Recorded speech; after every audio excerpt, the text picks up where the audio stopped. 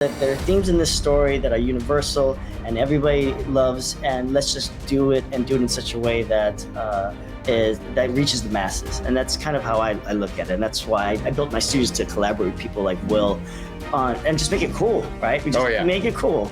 Welcome to the Character Sheet, comicbook.com's official home of all things tabletop and fantasy. Today, we're here to talk about the latter of those two things, fantasy, as I am joined by somebody who actually I've spoken with before this channel was a thing. I'm here with Will Wight and Jay Oliva, who is an animation legend. If you've watched any DC thing, just about any DC thing in like the last 10, 15 or so years, he's been in it, and he's done plenty of things besides that. So how are you two gentlemen doing today? Doing great. Glad to be here. Yeah. And So we're here to talk about a cool new project that you guys are launched this week on Kickstarter, and that is the animated version of Cradle. So first and foremost, what is Cradle? Because some people know what that is, but let's just pretend that folks don't. So what is it? It's also a little hard to Google because of the name. You end up with a bunch of not fantasy novels. It's not the first thing that pops up when you Google the word Cradle.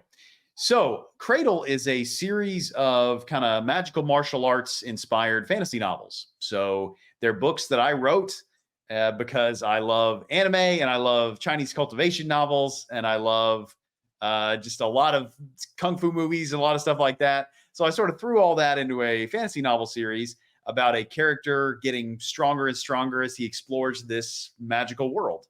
And that series actually came to an end this year. And that's been a really cool journey for the past 7 years, actually. 7 years. And a couple of years, so before the series was over, a couple of years ago, Jay got recommended the books and he ended up picking those up and was interested in animating them. Yeah, so I was working with one of my writers, and he had mentioned, have you read the Cradle series? And in my head, I'm like, is it about babies? I don't know what this is. And he's like, no, it's by Will Wight. And I thought Will Wight sounds like a pen name. And I thought this guy's... It sounds like it, but it's not. I thought he was into D&D characters. Yeah. So anyways, I had my manager reach out. I said, hey, find out who owns the rights to this. Because first what I did is I listened to the books first. I got through the third book, and I instantly reached out to my manager and I said, find out who owns the rights, because sometimes the rights are owned by the publishing house, sometimes it's with the author. Luckily enough, it was with the author, and we set up a meeting, and then and that's it. We hit it off from there, yeah. So so that was a couple of years ago, and now you're to the point where you're ready to crowdfund something. So next question is, I kind of know the answer to this because Will, you're kind of like a Kickstarter guru, but why crowdfund an animated project? Well, there's a lot of layers to that. One of them was, like you mentioned, we've done a couple of successful Kickstarters in the past. And as we did those, we really liked being able to interact with the fans. We're getting to know some of the people at Kickstarter. So we like the Kickstarter organization and what they do. And also I've backed 1 million Kickstarters in the past. I used to be a real Kickstarter addict. So I just enjoy doing Kickstarters as a user. And then on another level, we were developing this project to go to a studio, right? Like we were going to pitch this to a studio for funding. But as we were talking about it, I was kind of going, instead of that, why don't we see if we can take this to the fans? So it's something we can really make with the fans' involvement. And then we keep creative control, and we also can work with people who are like, our team loves the project and we want to work with people who love the project. And that was really our motivation. You have any thoughts on that, Jay? Yeah, one of the things that a couple of years ago, I started my own animation studio. I'd worked at Disney and Warner Bros., all the big studios working on their own IPs. And so I was given an opportunity to actually start my own studio. And by starting my own studio, I get to pick my projects. Before, I used to just be, one thing I'm working on He-Man and the Masters Universe, the next one it's Polly Pockets or Winnie the Pooh. It's just I got to do whatever, what pays the bills. So, now that I had my own studio, one of the things that I really like was being able to reach out to other creatives like Will and say, listen, I love your property. Let's develop this together. So that way, it's 100% on brand, because as you know, sometimes it goes to a studio and it comes out not looking the way it is. Cowboy Bebop. And anyways, so it's a nasty coffee out there, Jay. Yeah, sorry. It's been kind of growing on me. But anyways, So one of the things that I told Will is like, listen, I built my career on adapting, projects like The Dark Knight Returns, Flashpoint Paradox. I did He-Man back in the days, the 2002 reboot. I did everything. I did a lot of the big IPs, and I told him like, Cradle is perfect for animation. And it was funny because you had mentioned what was it, the story that you got approached quite a bit about? Oh yeah, the number one thing we hear is that people want Cradle for animation. People want to see a Cradle animation. I don't know what approached. I don't know what story you're referring to on that one. No, I think one of those things where we were talking in the first meeting, and you were talking about how you got approached by a lot of studios to do this. Oh right, yeah. And so a lot of people, yeah. So that's true. That's a good point. Yeah. So we've been asked a lot for our rights, but what they want is all of our adaptation rights, right? Mm-hmm. So when they do that, I'm going, look, the problem is if we hand these over, then I immediately am giving up any rights that I have. And so like Jay was talking about owning his own studio, I've been self-published the entire time. Mm-hmm. So I've kept all of my rights.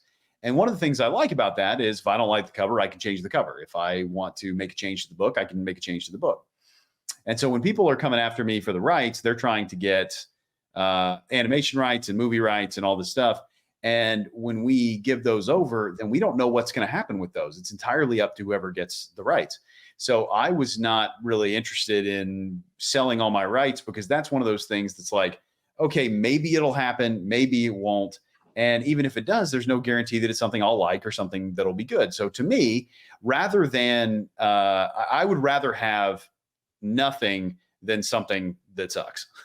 So that was kind of the thought process that I had as I was pursuing this. And that mindset ended up leading to me working with Jay, who has a very similar mindset, and then pursuing Kickstarter.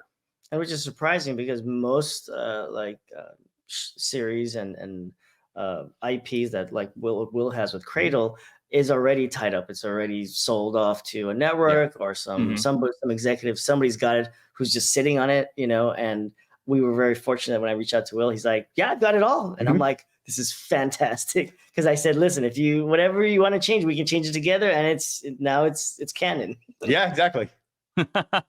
So Jay, why, what kind of attracted you to Cradle as a project? Like, is there any particular bits, like the story, the magic? Oh, yeah.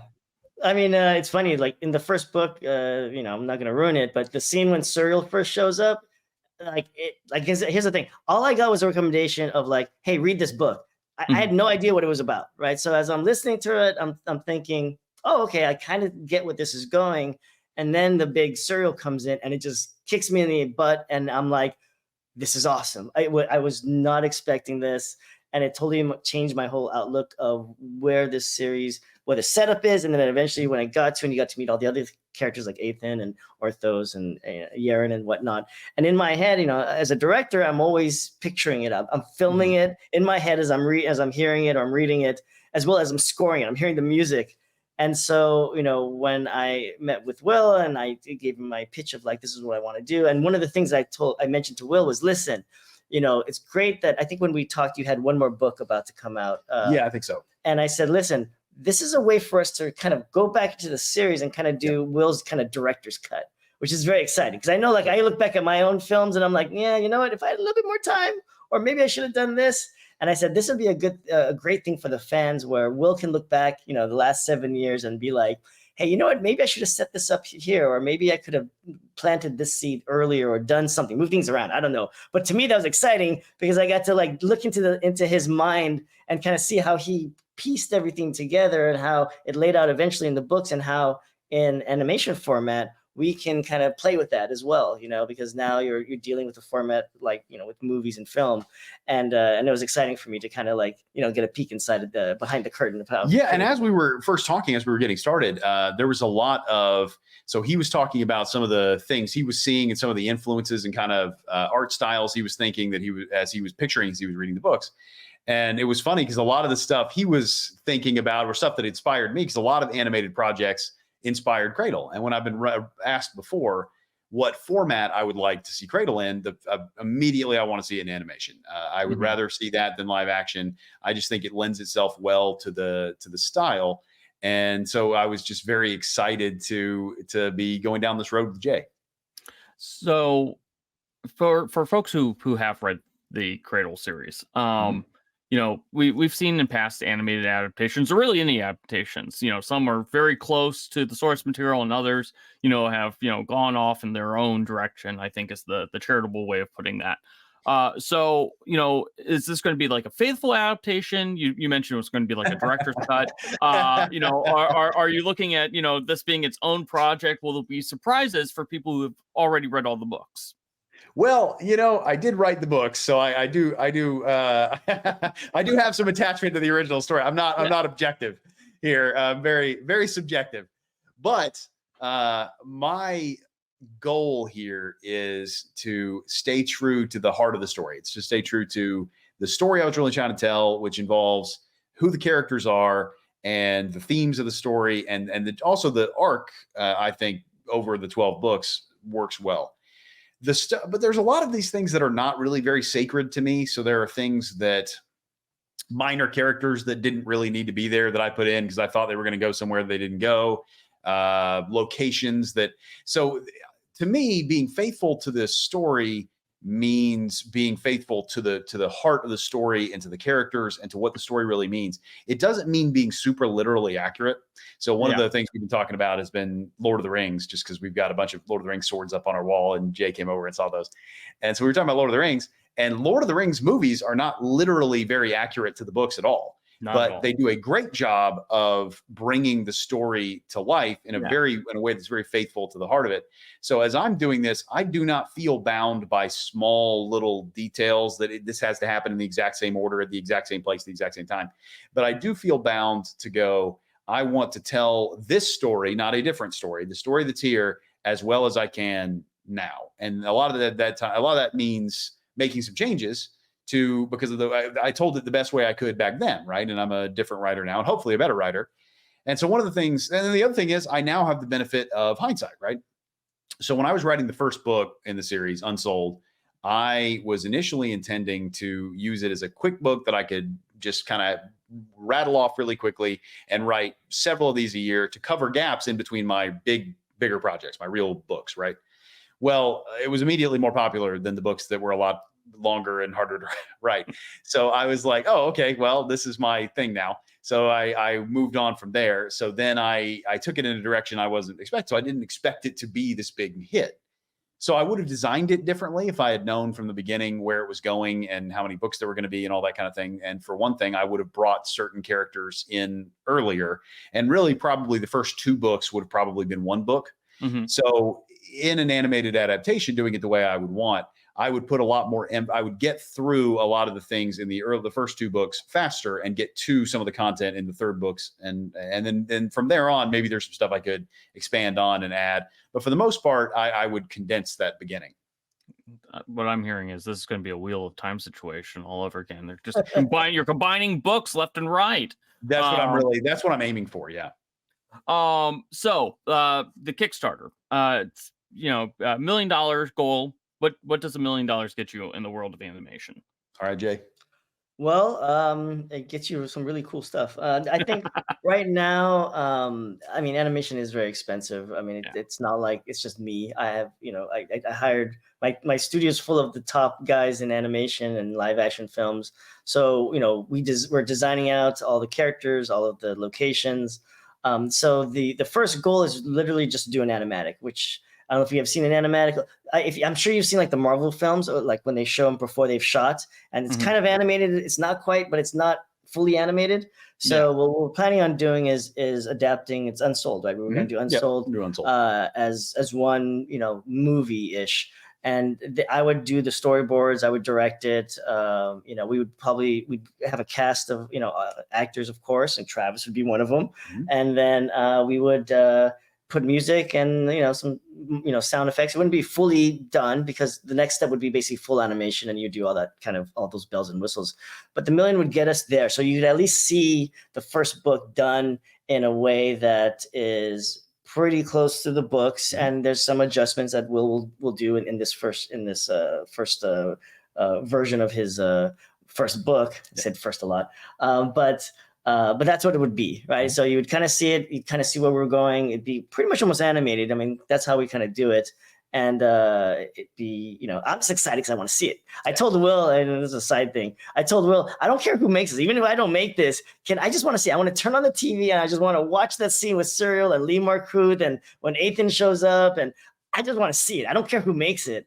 And so I think, having the fans, kind of, speak with their wallets and kind of say, listen, I fully back Will's universe and his characters and what we're trying to do here. Because again, the idea is that we're fans and we're making it for the fans. I'm the biggest fan, and he's the guy who made it. So, for me, I'm just geeking out all the time because one of the little things that I like to do is world building. So I'll be asking Will a lot of stupid questions. And, I spent a week over here with him and his team. And I would ask him, so, the tower that Elder Whisper is at, like, what's the deal with that? And then sometimes he has an answer, sometimes he doesn't. But a lot of times I'll say, hey, listen, the Madra Bowl in the first opening of Unsouled, what if the rocks that the Madra Bowl is kind of growing out of is the same rock material, the same white rocks that's built of Elder Whisper. So the idea is that Elder Whisper's tower might have predated the actual settlement there in the town, and where they do the Madra Bowl kind of thing, sorting hat type of thing, is one of the early places that was there. And Will's like, oh, that's a good idea. Yeah. So that's actually that's what's interesting is, so I had described in the book, this bowl it's sitting on a table and somebody's picking it up and moving it. And so it's just a bowl sitting on a table, right? So then when he's coming in going, okay, what if it was this like gnarled altar held by roots and it's this sacred ancient artifact? And so then I'm going, okay, does that fit? Yes. And it's way cooler. So yeah, if I had thought of that when I was writing the scene, I would have done that, but I didn't. So I was like, okay, that's a way cooler idea. Yeah, and it fits in with the world, and it fits in with. It honestly says a lot more about the world than what I wrote. So that's the kind of thing that I'm going. A fan might look at that and go, but that's not how it's described in the book, and it's not. But to me, that's the benefit of working with a really talented artist, is I can get their vision on this, and in this case, Jay's vision on this, and the visions from his team. And I can get ideas added in there that I never thought of, but I can then check and go, okay, does that fit with the world? And does that fit with the characters? And does that fit with the story? And if it does, 2 thumbs up, let's do it.